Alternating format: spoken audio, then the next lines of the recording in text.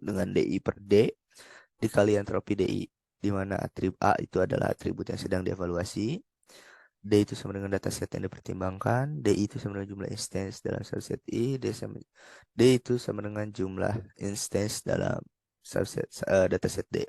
Entropi D itu ukuran ketidakpastian dalam kelas target D sebelum membagi data berdasarkan atribut A. Lalu entropi DI itu ukuran ketidakpastian dalam kelas target DI setelah membagi data berdasarkan atribut A.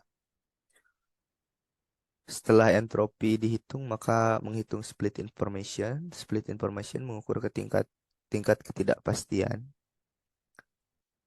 dari pembagian dataset berdasarkan atribut A. Split information dapat dihitung menggunakan rumus split info A, D, sama dengan sigma N, I sama dengan 1, yaitu I sama dengan 1, lalu DI per D, nilai mutlak DI per D, dikali log 2, nilai mutlak DI per D. Split info A, ukuran ketidakpastian yang terkait dengan atribut A dalam dataset D.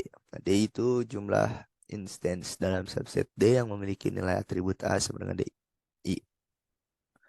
D itu sama dengan jumlah total instance dalam dataset D. Log 2 itu logaritma basis 2. Setelah menghitung nilai gain ratio, mengukur seberapa informatifnya suatu atribut dengan mempertimbangkan jumlah nilai dan pembagian kelas muka atribut. Gain ratio dapat menghitung bobot atribut yang dapat dikombinasikan dengan metode lain untuk mencapai kinerja yang lebih baik. Rumus gain ratio dihitung sebagai seperti ini. Gain ratio itu sama dengan information gain A yang telah didapat dibagi split information A, di mana A itu adalah atribut yang sedang dievaluasi, lalu information gain itu ya information gain dari atribut A, lalu split information itu adalah split information dari atribut ke A. Lalu tahap selanjutnya ada data cleaning. Tahap data cleaning adalah bagian penting dalam proses pengolahan data sebelum melakukan analisis lebih lanjut. Dalam tahap ini langkah-langkah dilakukan meliputi penghapusan data kosong dan duplikasi, serta pemeriksaan konsistensi data dan perbaikan kesalahan. Pertama, penghapusan data kosong atau missing values dilakukan untuk menghindari gangguan dan kesalahan dalam analisis. Data yang kosong atau missing values dapat menghasilkan hasil yang tidak akurat dan tidak dapat diandalkan oleh. Karena itu, langkah ini penting untuk memastikan data yang digunakan dalam penelitian bersih dan konsisten. Selanjutnya, duplikasi data juga perlu diidentifikasi dan dihapus karena dapat menyebabkan bias dalam hasil analisis. Dengan menghilangkan duplikasi, kita dapat memastikan bahwa setiap entry data itu bersifat unik dan representatif. Selanjutnya, tahap pemeriksaan konsistensi data dilakukan untuk mengidentifikasi data yang tidak konsisten atau mengandung kesalahan. Nah, ini untuk memeriksa validitas nilai, format, dan hubungan antara atribut. Jika ditemukan kesalahan atau ketidaksesuaian, langkah-langkah perbaikan dilakukan misalnya. Jika terdapat nilai yang tidak valid seperti angka yang di luar rentang yang diharapkan, maka perbaikan dapat dilakukan dengan mengubah nilai tersebut atau menghapus entry data yang tidak sesuai. Selain itu, normalisasi data juga dapat dilakukan untuk memastikan data dalam format yang konsisten dan dapat diinterpretasikan. Lalu selanjutnya ada transformasi data, yaitu melakukan diskritasi atau pengubahan nilai atribut menjadi kategori interval tertentu. Nah,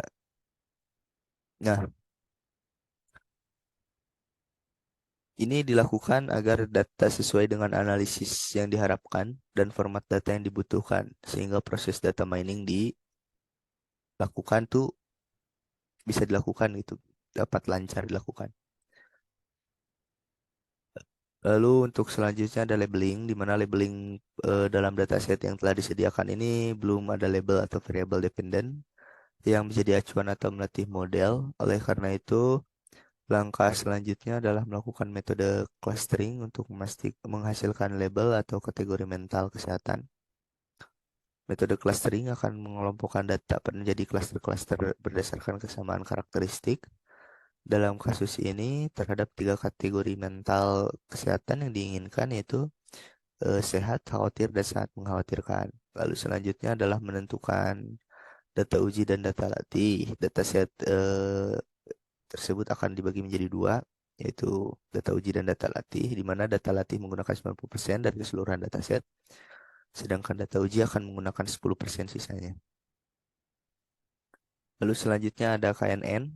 Nah, setelah melakukan pemilihan atribut menggunakan gain ratio, terus tahap preprocessing, langkah selanjutnya penerapan KNN klasifikasi untuk klasifikasi. Pertama itu yang tadi dataset itu telah dipisahkan menjadi dataset dan data uji. Nah, data data latih dan data uji maksudnya. Untuk data latih itu digunakan untuk melatih model KNN, sedangkan data uji digunakan untuk menguji kinerja model. Selanjutnya penentuan nilai K. Nah, penentuan nilai K ini menggunakan matriks Euclidean dengan rumus DXY yang tadi sigma sigma NI sama dengan 1 XI kurang YI pangkat 2. Setelah itu lalu melakukan voting pada kata tengah terdekat. Nah, digunakan rumus kelas hasil prediksi di mana Argmax C itu sigma K, Y sama dengan 1 I, Y sama dengan C. Setelah nilai K dalam KNN menentukan jumlah tetangga terdekat yang akan digunakan dalam penentuan kelas prediksi pada data uji. Setelah tetangga terdekat diidentifikasi, dilakukan proses voting untuk menentukan kelas mayoritas dari tetangga terdekat. Kelas dengan jumlah suara terbanyak akan menjadi label kelas hasil prediksi untuk diuji. Setelah KNN dilakukan dan memperoleh kelas prediksi, maka selanjutnya adalah evaluasi confusion matrix. Setelah menyelesaikan pembuatan model menggunakan KNN, langkah selanjutnya itu melihat hasil akurasi